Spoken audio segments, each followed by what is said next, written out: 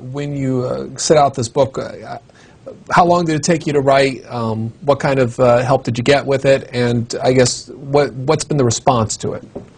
Well, it took me a while to write. It took me about 4 years to write, and it was challenging in part because my family was growing at the time.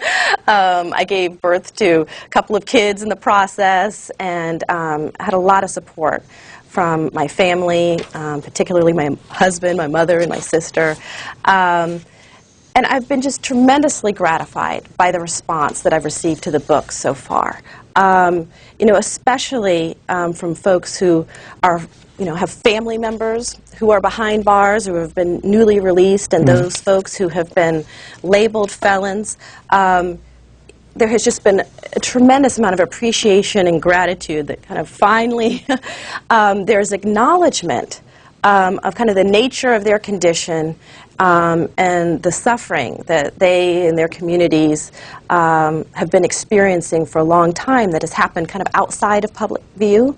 And so I'm very hopeful that particularly groups like All of Us or None, which is a group of formerly incarcerated people who are organizing for their civil and human rights, that these groups will be able to make use of the, information, data, resources, and analysis that are provided in the book to help build a movement to end mass incarceration in America. One of the subtitles you have is Obama, the Promise and the Peril. Can you quickly touch on those two as far as this issue is concerned? Yeah, well, I talk in the book about the fact that, Barack Obama, I think, understands that racial profiling is prevalent by law enforcement and that the drug war has had serious consequences for the African American community. He's made statements indicating that he is, opposed to profiling and harsh mandatory sentences for drug offenders. And, he himself has admitted to past drug use. Unlike President Clinton, who, claimed, well, I may have used marijuana once, but I didn't inhale. Barack Obama has been very open about his prior drug use, and I would hope that he would have sort of a there, but for the grace of God, go I attitude for, the millions of folks who are trapped in this permanent second-class status simply because they engaged in drug use but didn't get caught. The problem, however, is that Barack Obama has also shown himself to be to allow himself to be constrained by the current political environment. And I am concerned that at this moment in history when we have the opportunity, I think, to show how important it is for people to be given opportunities to succeed and not be trapped in a permanent second-class status. We can even use Barack Obama as an example. What would have happened if Barack Obama had been labeled a felon and treated like a common criminal, right? More likely than not, he'd be cycling in and out of the criminal justice system.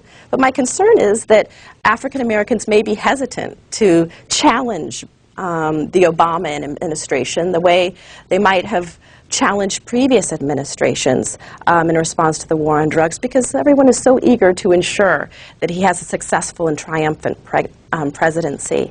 But it's my hope that we can overcome that reluctance and really call on Barack Obama, his administration, and all those on Congress to dismantle this new system of control. On a Republican line, Patrick from Orlando, Florida. Good morning. Good morning. The truth, American people can't handle the truth. And our news media, our newspaper, radio, television, they don't want to show American people the truth that they are the tool for castration. The whole idea here, they want to make money off their prison system. They want to privatize that system. And that's what all that leading to. And American people, they won't show American people that that's what they're really trying to do. And we want to change our executive and our legislative branch, but nobody talk about our judicial branch, and the media don't bring that up at all. I don't know, big business or whatever they want to call it to control the minds of our media system, but that's what really influence American people to understand what's going on in America. That's what I have to say. Well, thank you very much for raising the issue of the kind of privatization of our prison system. this is an issue I think many Americans are unaware of.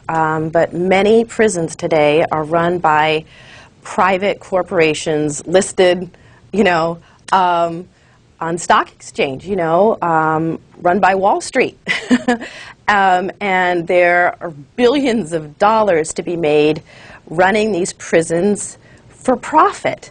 And, the privatization of the prison system, I think, creates all the wrong incentives.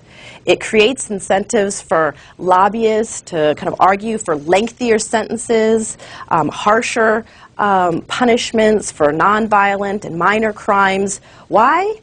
To expand the prison system and to boost profits. So this is a very serious problem, as well as kind of the use of prison labor by many American corporations. Today, corporations routinely use prison labor to avoid paying a minimum wage, to avoid providing public benefits or health benefits. So corporations today aren't just shipping jobs overseas, but they're also moving jobs behind bars. And so these predominantly black and brown prisoners are often working for little or no pay for American corporations in a manner that is as reminiscent of slavery as it is of Jim Crow. Michelle Alexander is the author of the book, The New Jim Crow, Mass Incarceration in an Age of Colorblindness. Do you have a website tied to this?